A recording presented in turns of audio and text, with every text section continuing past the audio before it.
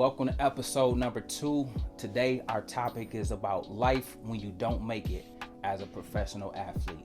Guys, today we want to do a deeper dive on just the reality that we have to live with once you have dedicated your entire life to whether becoming an NFL player or an NBA player or just a professional athlete in general.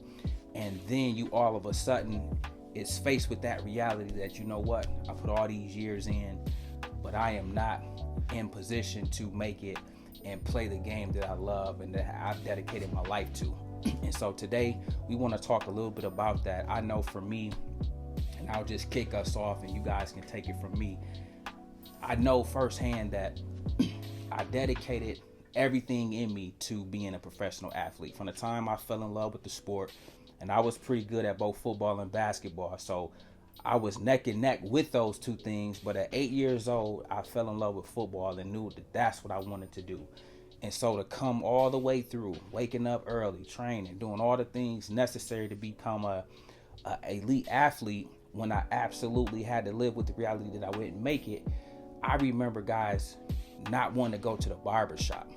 I remember thinking about, man, what would the people that I grew up with, what do my community, what do they think of me? Okay. And so life when you don't make it, it hits different for an inner city kid that's trying to get out and change their trajectory and change the dynamics of their family. And so for me, I remember just man, I'm having these thoughts, and I know it's some naysayers out there, but I'm not even certain that the community even felt that way. But just as an athlete, you feel like that they feel like you didn't make it. And so I'll be the first to tell you guys, I had a perennial and a proverbial chip on my shoulder carrying those thoughts for when I didn't make it. But what it did for me is it caused me to dominate corporate America. I brought that same veracity and that same thing that made me a great athlete. I brought that same tenacity to the workplace and just became a beast on the job. Okay. And so I want to hear from you guys if you guys have had similar thoughts or just thoughts in general around life when you don't make it as an athlete when you're coming from the inner city. I definitely could say I could relate to some of it, but some of it not so much. I would say that not making it was easy to deal with because you guys know once you deal with adversity in certain ways, a certain amount of times, it kind of prepares your mindset for different things. I would say my first piece of real adversity on the athletic side of things was after high school. You know what I mean? We was all signed up to go to college, and it didn't work out for me. Mm-hmm. I couldn't go to Ferris right out. I couldn't get in there. So that was my first red flag. You know what I mean? It kind of helped me deal with life right away. Okay, you're not gonna go to Ferris the first semester. What you gonna do? Mm-hmm. So, you know what I mean? I continued that dream, but that adversity set me up. Man, you know what? If this don't work out, what else are you going to do? That's good. So again, after that, I played a little JUCO ball. I did that. Was successful enough to receive the athletic scholarship to go to Ferris. But again, adversity. Mm-hmm. But not even adversity, but just some decisions that happened. I got a baby on the way. Mm-hmm. I remember. So what you going to do, man? Is it going to be football? Is it going to be you being a dad? Is it going to be you taking the step in real life? So I remember I was mad too. I remember that. That's one of the first times. I wanted to eat and come to Ferris. Yeah, I remember your dad was talking to E down the street by King, bro. I was like, man, Brees, little E up there. Yeah. This one of the real times we was going to get into it, bro. I was high. That by Seaman, bro. And E was like, I want to be a dad. I gotta be a dad, bro. And that was my first declaration to that. Man, I feel you, CB. Yeah. We shared this dream since 8 years old, bro. I was hurt, bro. But I knew as a young man, I needed my dad more than anything, bro. More than the football and all that stuff that we had experienced. But I remember you saying them words to CB, bro. I remember that. I remember all of it. Yeah, that was a training day. We was out there throwing since he was getting ready. I remember that. I remember all back and forth. That was a real thing. So to get back on topic, man, that kind of those things, that adversity I had to face kind of set me up. I was always thinking okay, so what you gonna do? Okay, you gonna be a dad? What capacity are you gonna be a dad? Mm-hmm. Are you gonna just be a half-ass dad, or are you gonna really be there since that? You know what I mean? Take on the challenge and be there. And I did that. You know what I mean? Since day one. So you did. That kind of prepared me for not making it. And then, like you said, I just kind of took my athletic mindset into work. Like, man, I'm going to training, going to study table and all that stuff is going to work every single day. Yeah. You know what I'm saying? Showing up on time, listening, being on time, doing the right things that you're supposed to do, finishing your assignments. Yeah. So, like, all that same thing that made me a good athlete on the field and one of the better players always, like, I just took that to my work, Bro, that's solid, bro. For me, I think, you know, we all have similarities. I want to just harp on my sophomore year. So, you know, I had basketball dreams. I think we all had basketball dreams at a moment, bro. So it came in my sophomore year, you know. I was playing football and basketball, and in the fall for football, I got moved up to varsity the last 3 games. And then, first game I had 6 touchdowns, 3 throwing, 3 passing. 3 throwing and 3 running. And then it got to wintertime. Basketball season come up. I'm on JV still. I ain't get moved up to varsity. So it was hard for me to realize that, hey, hoop ain't gonna be it, bro. And I think that hurts a lot of kids nowadays with hoop, bro. Because hoop is that sport where you fall in love with. I mean, if you think about it, if you have a football field and a basketball court split in half, bro, and you throw a basketball and you throw a football, 100 kids. That's a good example. They gonna get the basketball because it's more appealing, yeah. And I hate to say, I don't want to say it's easier, but it's kind of like easy in a sense because if it's too hot, I go in the gym. If it's cold, I can go in the gym. And if you're successful, they see your face. There you go. Yeah. You know what I'm saying? Like, exactly. you can see me shoot this jumper. Yeah. You see me cross somebody. Like, you see me. With football, we playing all 4 elements, bro. Mm-hmm. We get some fall, we get some winter, right? Yeah. We get some little spring, the little cold, the rain, right, bro. Right. And you know we get the summer. Right. And you got a helmet on all that time. So football is a more challenging sport in that aspect. But for me, you know, I went to fairs and, you know, I went up there. Was a 2-time All-American, played receiver, played quarterback in high school, and I had my opportunity to play in the NFL. My mentality was 7 years. I was saying 10 years, but I was like, nah, I'm going to get probably 7 years playing in the league, be 7 years in the league. It didn't happen that way, bro. Like, 2.5 years in the league? You know what I mean? Going to different teams. We went 5 teams, Cleveland, Green Bay, Denver, Saints. It didn't go the way that I wanted to go. That was heartbreaking. You know what I mean? So, you know, getting released. Y'all know when I was getting cut, spending time with y'all, bro. You know what I mean? I remember when I got cut. I got cut from Green Bay, and I was just at the crib, bro, for like 2 weeks at my dad's house. And like what you said, Chris, it's like when we don't make it, we from the hood, we feel sorry for ourselves and we feel like we left the hood down, bro. Big time. So I was ashamed and embarrassed to go out in public. I remember when I did go out, I thought you was in the league, bro. And then you don't want to say you got cut, you know what I mean? But that just was the reality. So for me, like, I kind of called it quits, but I knew it was coming to an end. You know, I had a baby like E. You know what I mean? I didn't have my degree. So, bro, I had to go back and forth to fairs to get my degree. And I think, to me, that was my biggest honor, though, bro. I think, for me, remember that sacrifice. Yeah, that sacrifice, bro. I was living with my dad in the basement, bro. You know what I mean? Pull out couch, like, how you could be in the top of the world in the league and then come back to nothing pretty much with a son. You know what I mean? Responsibility. Man, what? And then don't have no degree. And for me to travel back and forth to fairs for a year, bro, I think that was one of my proudest moments. That's what's, you know what I mean? Proudest moments. And I remember my advisor said, because I was trying to get some online stuff, online classes. And she was like, remember when you went to the NFL and you and your agent was talking to us about you was gonna come back every weekend and finish some schoolwork and some classes and stuff like that? You never did it. And I already knew back then how your mentality was. You was more focused on football because I was focused on football at that time. And she said, hey, you either pay now or pay later. And that was it, bro. And that was a pivotal moment for me. And I think in all chapters of my life, I always met certain people that was straightforward, bro. And that was Miss Bishop Hastings. You know what I mean? So I appreciate her. So shout out to Susan Bishop Hastings at Fair State University. I appreciate you for pushing me. But that was a proud moment for me, bro, to complete my degree, bro. Man, that's big. Don't lose your thought. But E said something that we all can relate to. So life has phases, and E said basically he got to his phase earlier than I got to mine, and I got to my phase earlier than you got to yours, because he said he had to deal with his disappointment right out of high school. And I know exactly where you're going with that, bro, because for me, looking at you, you right, bro, you got a better work history than all of us because you got to it earlier. But my disappointment came after yours.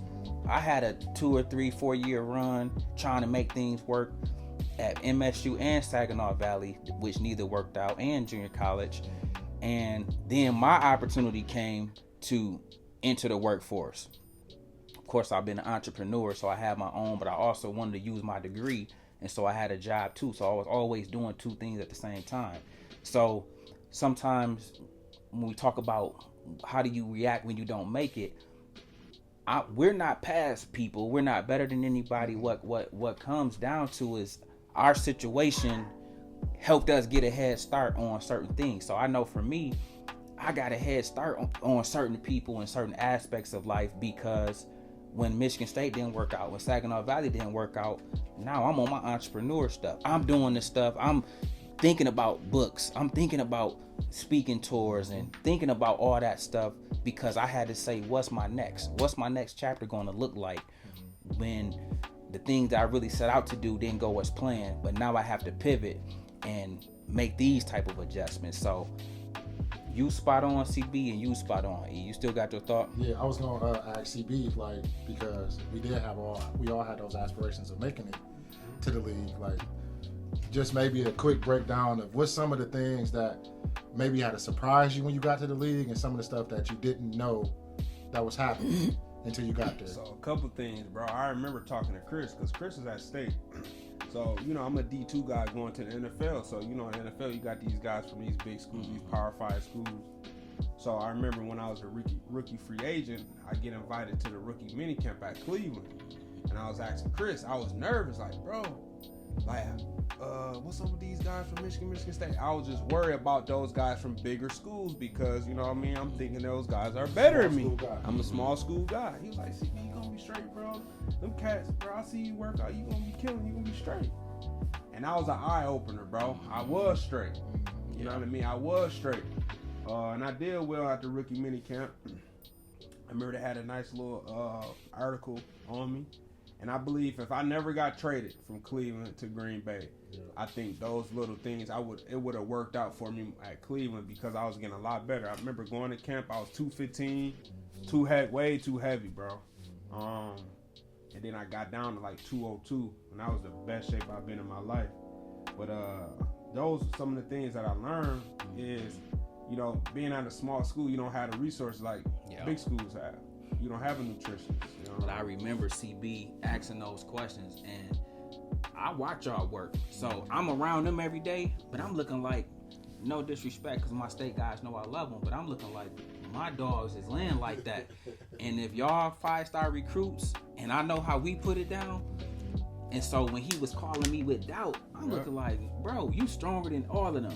I go to we look face every morning at 5 a.m. None of them bench 25 times like you. And so I didn't see nobody at State laying like that. They were good athletes. We all elite athletes. However, I didn't see nothing that we had to have doubt about, or nothing that should make us second guess our athletic ability or what we bring to the table. And so it's funny that you asked that question, because I think that is a good question, and that is something that's good to know.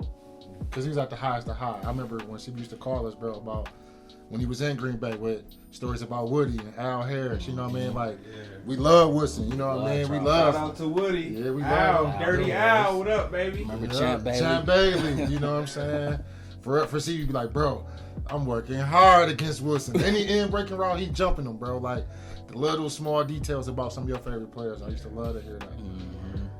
So yeah, man, life when you don't make it, we all had to deal with that reality. Then we all had to adjust and find success in our next active life, man. And that's what, more than anything, that I salute for you guys.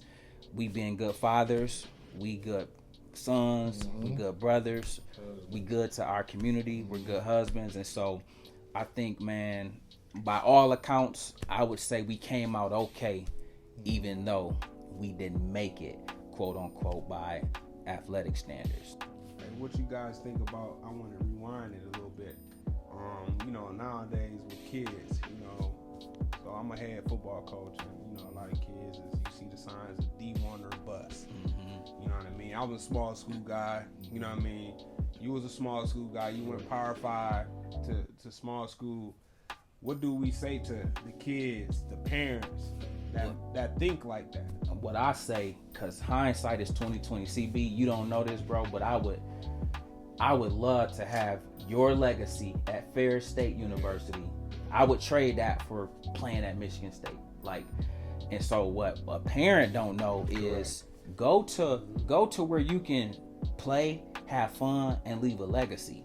Where Wanted. and be wanted more than Oh everything. my Go to gosh. where somebody wants you at, because that's the difference. Like I said, all the time, man. Like, if I can do it over, I probably should have went to Central Michigan, Western, and or like Ferris or Grand Valley. You know what I'm saying? That's where I should have went to had a career that because we all could have got to the league and still did our thing. CB proved you can go from a small school and dominate the league. We knew we had the ability to do that.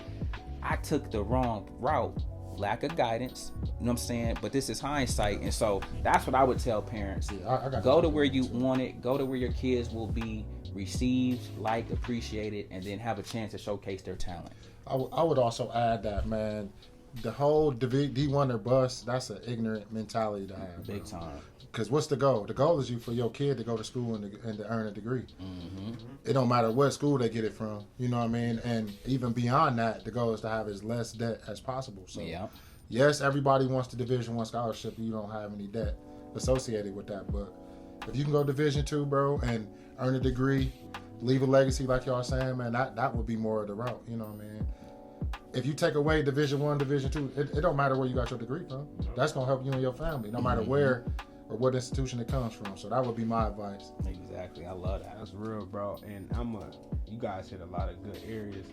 So my thing is, I look at the draft. What I love about the NFL draft, they always highlight, put guys in bold, the guys that come from small school. I remember this guy that went to a D3 school, and I think he got drafted 4th round. A guy went to a D2 school, he got drafted 2nd round in the Patriots.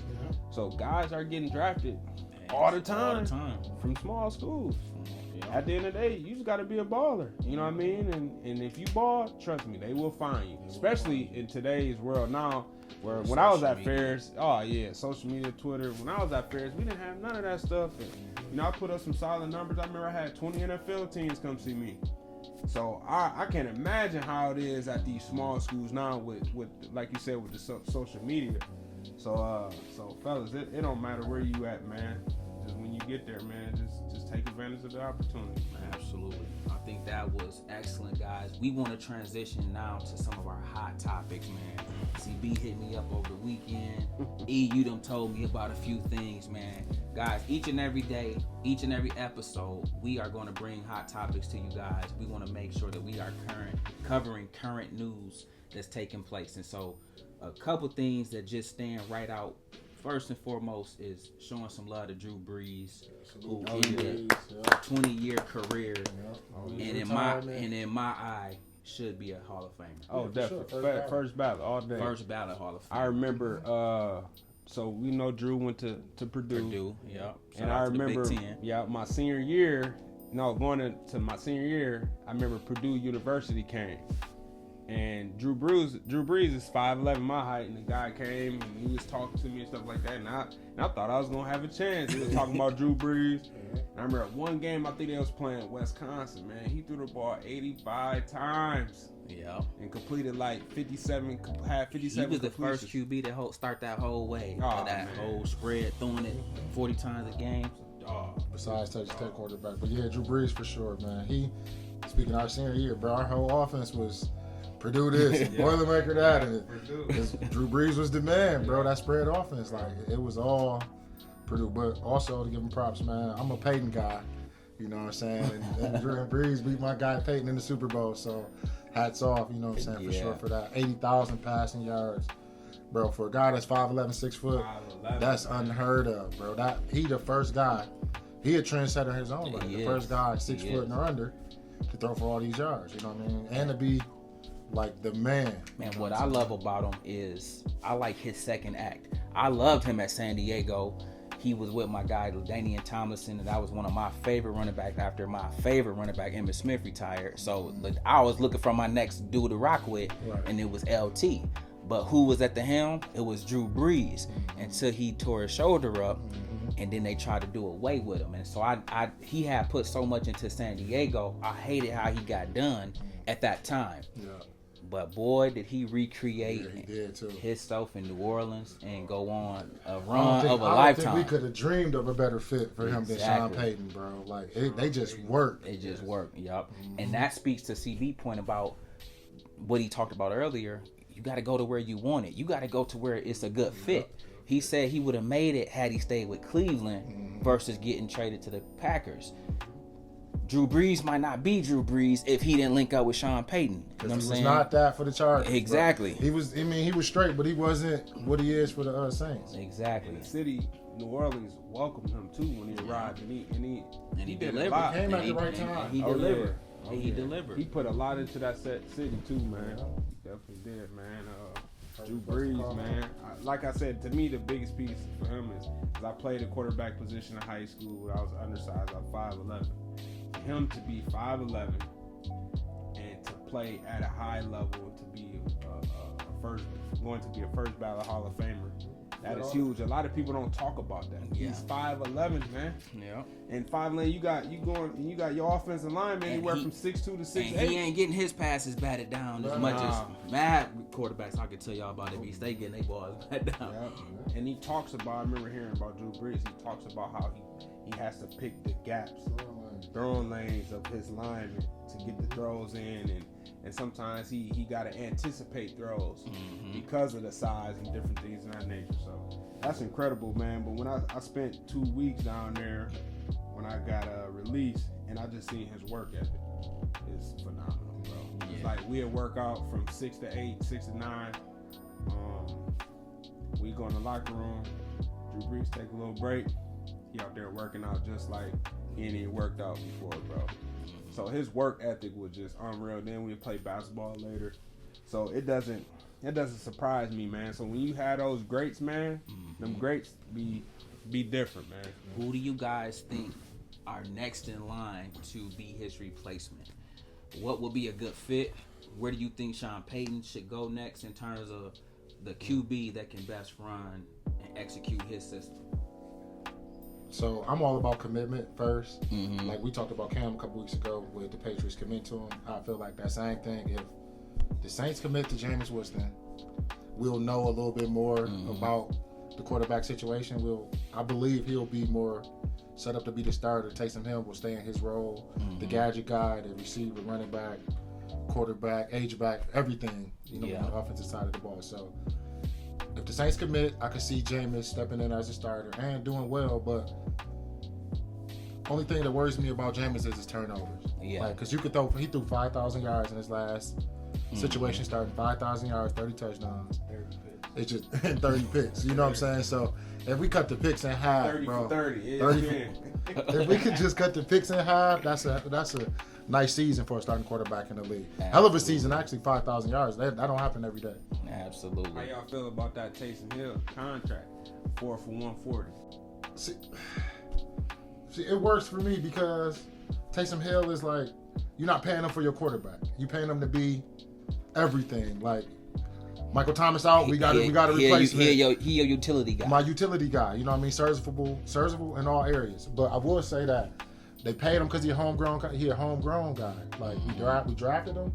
He does everything for us. He's comfortable in our system. We like him. He can plug and play if our quarterback gets hurt. So like he's valuable in so many different ways. Swiss Army knife times 10. You know what I'm saying? That's something to me. That's true. And you know what? When you paint the picture like that, that makes sense. But when I seen the contract, I just thought straight quarterback. So I didn't think Swiss Army knife. I didn't think he could come in, back up a number 2 quarterback and win a game, and he could play some receiver, H-back. So I think once you think like that, it definitely makes sense because it justifies it. Yeah. At the end of the day, he the only player in the NFL that can do that. That can play quarterback, play tight end, receiver, and return kicks, play running back. To be honest, and run a wild and be serviceable, not just like okay, you toss it to him. No, if you put him out there long enough, dog gonna have some stats. Some Reverses, he gonna score. Yeah, he gonna run somebody over. He gonna score a touchdown, block a punt. He gonna do something, bro. Like he's just a football player. You know what I'm saying? So I kind of say they paying him for everything but quarterback. You know what I'm saying? Like because you do everything. Like if we need you at quarterback, we got you.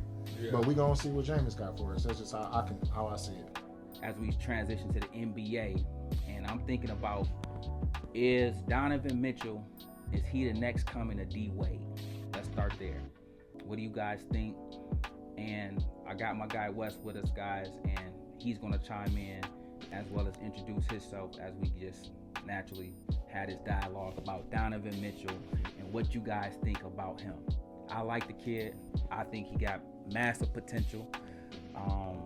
He's on a tear, but more importantly, his team is on a tear, and team success sometimes bring a whole different light. And I think he's handled the whole Shaq situation in a phenomenal way for a young guy. But what's you guys' thoughts?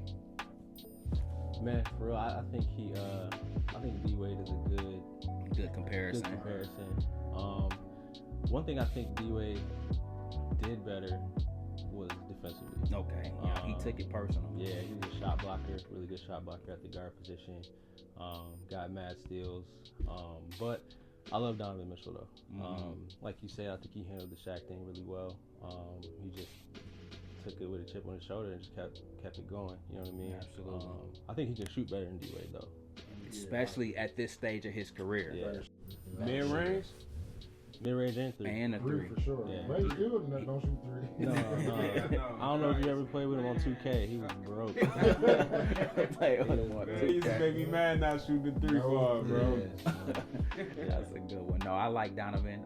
Matter of fact, he was knocking him down against Golden State, even though Steph Curry put on the show. And speaking of that, I've just been enjoying watching Steph Curry handle the helm without having Clay. They're not the 3-time and KD. They're not the 3 times NBA champions right now. They just a team just trying to find their way into the 8th, 9th, 7th spot maybe in the playoffs in the Western Conference. And so I just been loving to see, like my man E said, he's been shooting the blood out the ball every night, man. Even the win he had in that 3-point shootout just showed his epicness in terms of shooting the ball. They're scrappy right now, but they have to be. They Every are. single win, they have to fight for it. Like Steph's got to go off. He got to have 30. He got to have 30 for them to win. Like, you know what I'm saying? But to me, he's embraced it. He's embraced, but still playing within himself. He's embraced that he gotta show up like that each and every night. So I like that. I like Draymond role. I like how they got the young rookie getting involved, Winston. Wiseman. They got a way of bringing the young guys along. Yeah, and so I see it all, but I like what Draymond said. He said he said in the first half of the season, rookies, we got an excuse for them, but ain't no excuse the second half of the season. All that little stuff you was messing up on, we want to see you tighten up and ball out. And so I'm looking forward to it.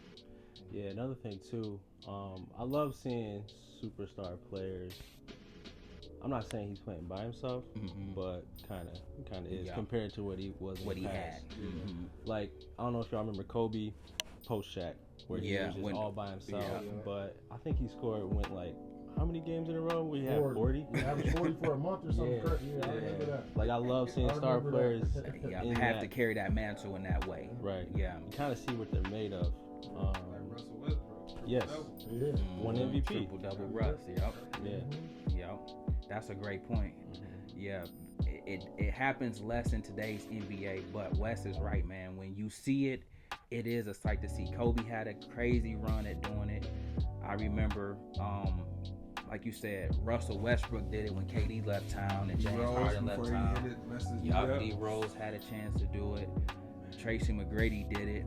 And so when you see it, you get to see true greatness because they're really putting the team, the city on their backs. And so I think it's a phenomenal thing. Another one, so James Harden. So I don't know how close y'all watch the NBA.